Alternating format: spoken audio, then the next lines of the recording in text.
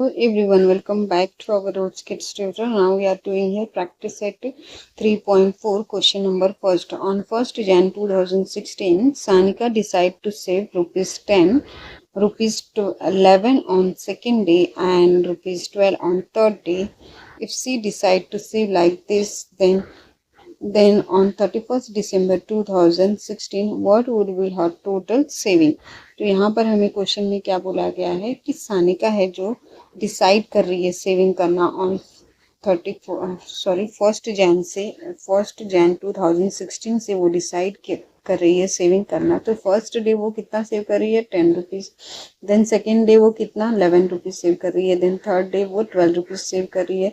तो वो if she decide to save like this means वो अगर जो से वह अगर जो उसने डिसाइड किया इसी तरह सेविंग करना और वो ऐसे ही सेविंग करते जा रही है 31 दिसंबर 2016 तक, मीन्स वो फर्स्ट जैन से स्टार्ट कर रही है सेविंग करना। 1 जैन 2016 से स्टार्ट कर रही है, कब तक सेव कर रही है 31 दिसंबर 2016 तक वो सेविंग कर रही है, मीन्स वो 1 ईयर सेविंग कर रही है। तो हमें क्या पूछा गया है यहाँ पर, what will be her total saving. तो उसकी टोटल सेविंग 1 जन से लेके 31 दिसंबर तक टोटल सेविंग कितनी होगी। तो 1 ईयर का हमें सेविंग पूछा गया है। तो वी नो दैट कि 1 ईयर में कितने डेज होते हैं, 1 ईयर में 365 डेज होते हैं नॉर्मली, लेकिन अगर जो लीप ईयर रहा तो कितने डेज होते हैं 366 डेज होते हैं। 1 डेज एक्स्ट्रा ऐड हो जाएगा इसमें, क्योंकि फेब में कितने होंगे लीप ईयर में 29 डेज होते हैं। तो ये हमें कैसे पता चलेगा कि 2016 लीप ईयर है या नहीं है। तो हम इसको कैसे फाइंड आउट कर सकते हैं। अगर जो हम 2016 को डिवाइड करें 4 से, अगर जो वो पूरा कैंसिल आउट हो जाता है मीन्स रिमाइंडर 0 आ जाता है, तो ये क्या है हमारा लीप ईयर होगा। यहाँ पर 4 1 4 एंड 4 5 20 एंड 0 कैरी फॉरवर्ड है, देन 4 4 16 होता है ना। तो यहाँ पर ये कट जाता है, पूरा कैंसिल आउट हो जाएगा, मीन्स रिमाइंडर हमें 0 मिल जा रहा है। 400504 आंसर हमें मिलेगा यहाँ पर। तो हम ये कह सकते हैं कि ये जो हमारा 2016 है वो क्या है, लीप ईयर है। तो लीप ईयर में कितने डेज होते हैं 366 डेज होते हैं। तो यहाँ पर हमें एन की वैल्यू क्या मिल जाएगी 366 मिल जाएगी। तो ये हमारा अगर जो हम एपी की बात करें तो यहाँ पर ये फर्स्ट डे का सेविंग क्या है 10 रुपीज़ है। तो यहाँ पर 10 एंड सेकेंड डे का सेविंग क्या है 11 रुपीज़ है, एंड थर्ड डे का है क्या 12 रुपीज़ सेविंग है। और ऐसे ही नंबर आगे सेविंग ऐसे ही चलता जा रहा है आगे, है ना। तो यहाँ पर हमारा फर्स्ट जो टर्म है वो क्या हो जाएगा ए इज इक्वल टू 10 हो जाएगा। एंड कॉमन डिफरेंस क्या कैसे निकालते हैं हम, second term minus first term करते हैं। तो सेकेंड टर्म हमें क्या दिया गया है 11 दिया गया है, तो 11 माइनस 10 करने पर हमें कॉमन डिफरेंस 1 मिल जाती है। और एन की वैल्यू हमें यहाँ पर क्या लेनी है 366, क्योंकि 2016 क्या है लीप ईयर है। तो एन की वैल्यू हम यहाँ पे क्या लेंगे, एन की वैल्यू हम क्या लेंगे 366 लेंगे। तो हम यहाँ पर हमें क्या बोला है टोटल सेविंग पूछा गया है ना, तो हम इसमें एसएन का फॉर्मूला अप्लाई करेंगे और टोटल सेविंग फाइंड आउट करेंगे। तो चलिए अब हम क्वेश्चन को स्टार्ट करते हैं। यहाँ पर लिखेंगे हम सोल्यूशन, और सानिका फर्स्ट डे में कितना सेविंग कर रही है वो लिख लेते हैं, जो गिवन हो पहले वो हम सब लिख लेते हैं। Sanika save ₹10 on first day and second day में वो कितना रुपीज़ सेव कर रही है 11 रुपीज़ सेव कर रही है। तो ₹11 on second day and ₹12 on third day. तो यहाँ पर एपी हो जाता है हमारा 10 11 12 13 14 एंड सो ऑन, ऐसे ही नंबर आगे बढ़ता जाएगा। तो ये हमारा फर्स्ट टर्म है, तो a इज इक्वल टू 10 लिखेंगे and d is equal to second term minus first term करते हैं। तो 11 माइनस 10 करने पर हमें d की वैल्यू क्या मिल जाती है 1 मिल जाएगी। देन यहाँ पर हमारा क्या है ये 2016 क्या है लीप ईयर है। तो यहाँ पे लिखेंगे the year 2016 is a leap year. तो लीप ईयर में कितने डेज होते हैं? 366 डेज होते हैं। तो यहाँ पर हमें n की वैल्यू क्या मिल जाएगी? 366 मिल गई हमें। हमें यहाँ पर a की वैल्यू 10 मिल गई, a की वैल्यू हमें 10 मिल गई है ना, और d की वैल्यू हमें 1 मिल गई मीन्स कॉमन डिफरेंस, और n की वैल्यू 366 मिल गई। तो हम SN का फॉर्मूला अप्लाई करके सम निकाल सकते हैं इजीली। तो यहाँ पर हम लिखेंगे the total saving is 366 days is S 366 means first जन से लेके 2016 से लेके 31 दिसंबर तक टोटल डेज कितने हो रहे हैं? 366 डेज हो रहे हैं, क्योंकि ये लीप ईयर है। तो 366 डेज में वो कितना सेविंग करेगी वो हम यहाँ पे निकालते हैं, ठीक है। तो total saving in 366 days in इस एस 366। यहाँ पर हम n की वैल्यू क्या लेंगे? 366 लेंगे। अब हम SN का फॉर्मूला अप्लाई करेंगे। तो फॉर्मूला लिखेंगे हम यहाँ पर SN which is equal to n/2 bracket में 2a plus n-1 into D, ये हमारा फॉर्मूला है। तो हम यहाँ पे वैल्यू पुट करेंगे। तो यहाँ पे लिखेंगे S 366 which is equal to n की जगह पर हम 366 लिख रहे हैं, तो 366 अपॉन में 2 लिखेंगे। एंड यहाँ पे ब्रैकेट में 2 मल्टीप्लाई बाय a की वैल्यू हमें क्या मिली है? 10 मिली है, तो मल्टीप्लाई बाय 10 लिखेंगे। प्लस n की वैल्यू हमने क्या ली है? 366 ली है, तो 366 माइनस 1 लिखेंगे हम यहाँ पे। और कॉमन डिफरेंस हमने 1 लिया है, तो यहाँ पर हम मल्टीप्लाई बाय 1 लिखेंगे। अब हम इसको फर्दर सॉल्व करेंगे। तो यहाँ पे हम क्या करेंगे? हम इसको डिवाइड करेंगे। तो यहाँ पर हमें वैल्यू मिल जाएगी 2 1 ज़ा 2 and 2 8 is 16 and 2 3 is 6, तो 183 वैल्यू हमें यहाँ पर डिवाइड करने पर मिलती है। देन यहाँ पे 2 का मल्टीप्लाई 10 से करेंगे तो हमें 20 मिलता है। प्लस की साइन पुट करेंगे, 366 माइनस 1 माइनस करने पर हमें वैल्यू 365 मिलता है। एंड मल्टीप्लाई बाई 1 करेंगे तो हमें सेम वैल्यू 365 मिलती है। तो देन हम यहाँ पे क्या करेंगे? हम इसको और सिंप्लीफाई करेंगे। तो यहाँ पे लिखेंगे 183 और प्लस करने पर हमें वैल्यू 385 मिलती है। मीन्स 20 प्लस 365 करने पर हमें वैल्यू 385 मिलती है। अब हम क्या करेंगे? इनको मल्टीप्लाई करेंगे। मल्टीप्लाई करने पर हमें वैल्यू मिलती है S 366 की वैल्यू क्या मिल गई हमें? 70,455 मिल गई। मीन्स सानिका जो है वो कितना 366 डेज में कितना सेविंग कर रही है? 70,455 रुपीज़ सेव कर रही है। तो अब हम यहाँ पे फाइनल आंसर लिखेंगे। Sanika total saving would be ₹70,455। यहाँ पर होता है हमारा फर्स्ट क्वेश्चन कंप्लीट। अब हम नेक्स्ट क्वेश्चन की तरफ मूव करते हैं।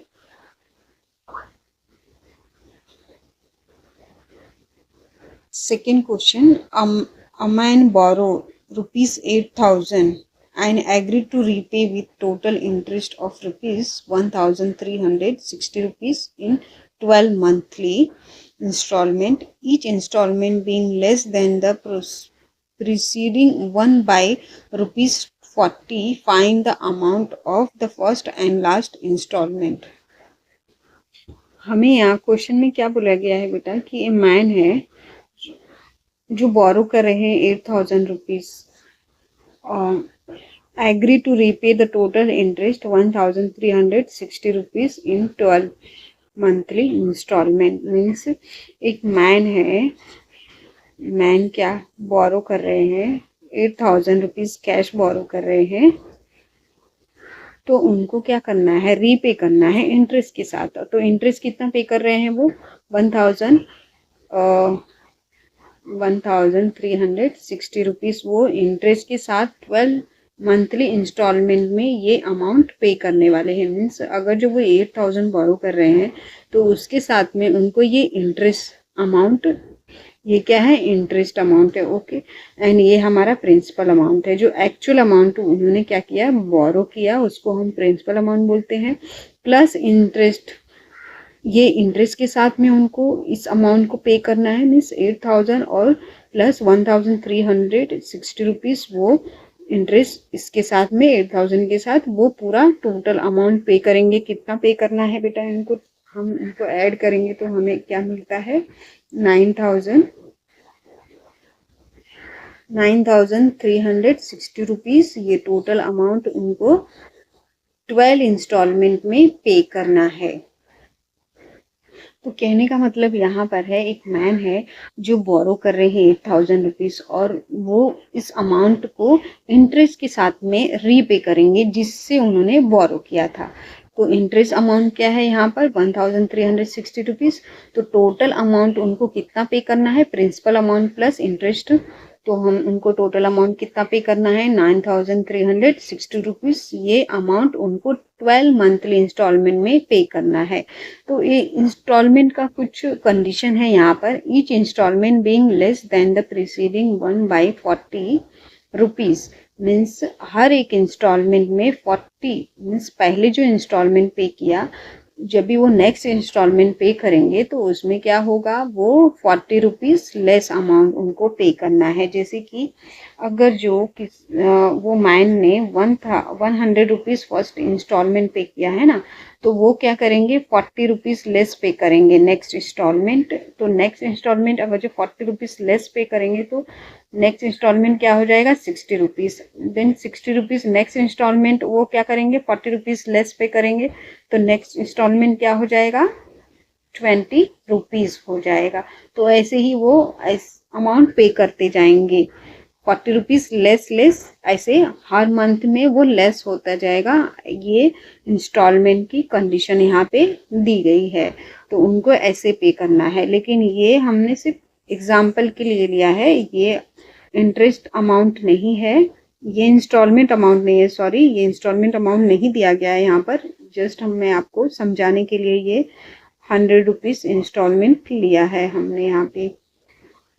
तो यहाँ पर हमें पूछा क्या गया है, फाइंड आउट क्या करना है हमें, फर्स्ट एंड लास्ट इंस्टॉलमेंट हमें फाइंड आउट करना है। हमें फर्स्ट इंस्टॉलमेंट नहीं दिया गया है और लास्ट इंस्टॉलमेंट नहीं दिया गया है, तो हमें फर्स्ट इंस्टॉलमेंट और लास्ट इंस्टॉलमेंट की वैल्यू फाइंड आउट करनी है। मीन्स हमें ए की वैल्यू फाइंड आउट करनी है एंड क्या फाइंड आउट करना है, टी एन फाइंड आउट करना है हमें यहाँ पर। तो ए फर्स्ट इंस्टॉलमेंट मीन्स ए की वैल्यू फाइंड आउट करने के लिए हम क्या करेंगे, एस एन का फॉर्मूला अप्लाई करेंगे। ओके, देन टी एन के लिए हम टी एन का फॉर्मूला अप्लाई करेंगे। ओके जी, चलिए अब हम क्वेश्चन को स्टार्ट करते हैं। तो यहाँ पर हम लिखेंगे सोल्यूशन और जो दो गिवन है वो लिख लेते हैं हम। The amount to be paid 8,000 rupees दिया गया है प्लस इंटरेस्ट के साथ हमें 1,360 रुपीज़ पे करना है हमें इंटरेस्ट के साथ। तो टोटल अमाउंट कितना हो जाएगा 9,360 रुपीज़ हमें 12 इंस्टॉलमेंट में पे करना है। हमें नहीं, ये मैन को पे करना है। तो यहाँ पर हमें नंबर ऑफ इंस्टॉलमेंट लिखना है। तो नंबर ऑफ इंस्टॉलमेंट कितना 12 इंस्टॉलमेंट 12 है, तो हम 12 मंथ में पे करेंगे। तो यहाँ पर हम लिखेंगे 12। तो एन की वैल्यू हमें क्या मिल जाएगी, क्योंकि नंबर ऑफ इंस्टॉलमेंट क्या कितना है यहाँ पर 12 है। फर्स्ट से 12 मंथ तक पे कर रहे हैं ना, फर्स्ट मंथ से लेके 12 मंथ तक पे कर रहे हैं।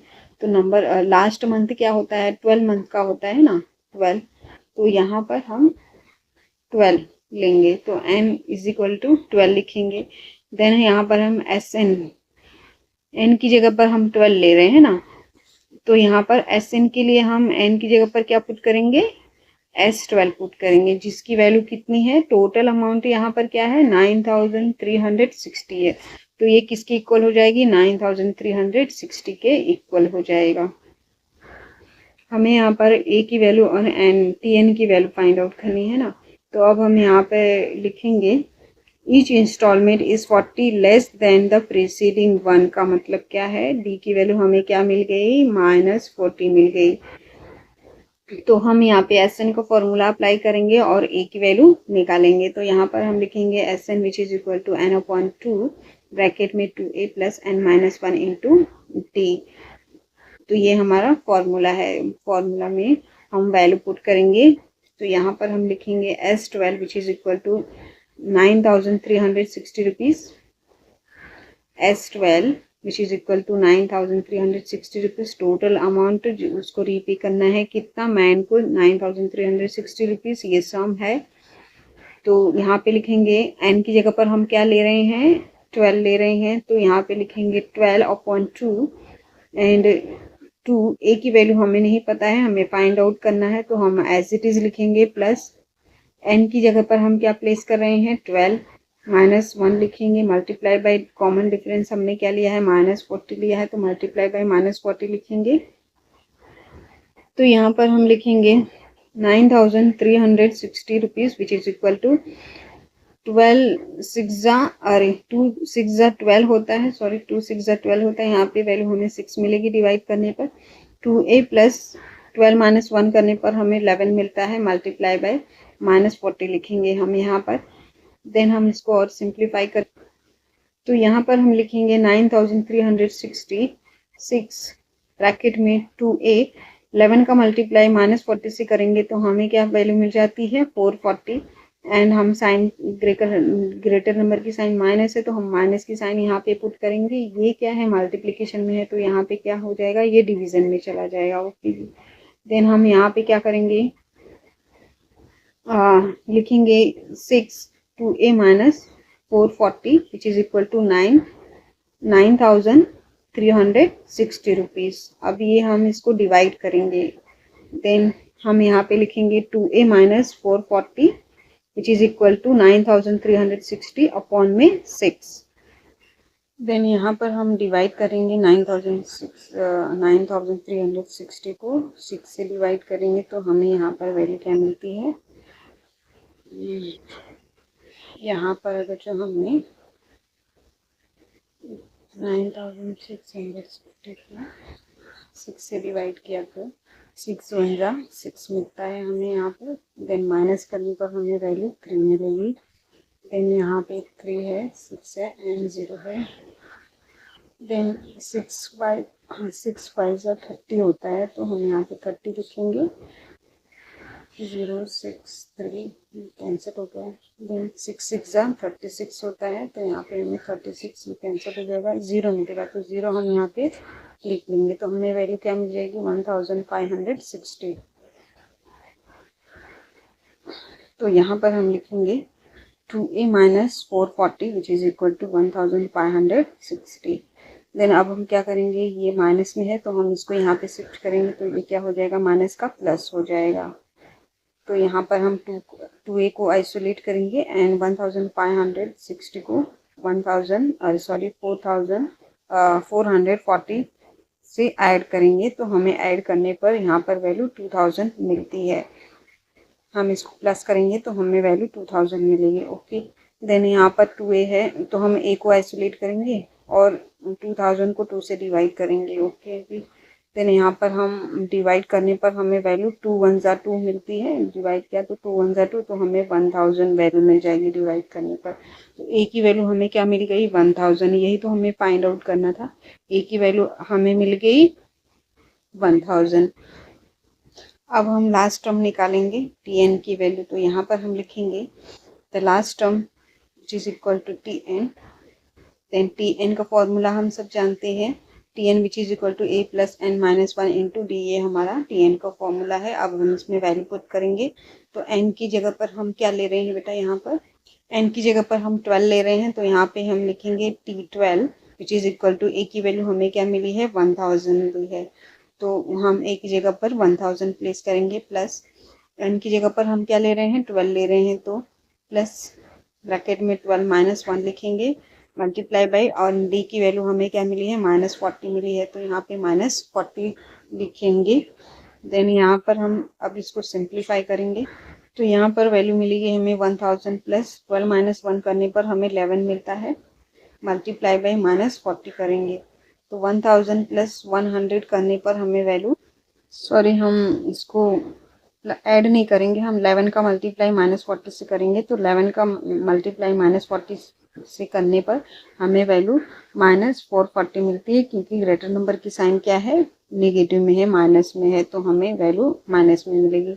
तो 1000 माइनस 440 करने पर वैल्यू हमें मिलती 560, हमें माइनस करने पर TN की वैल्यू मिल जाएगी।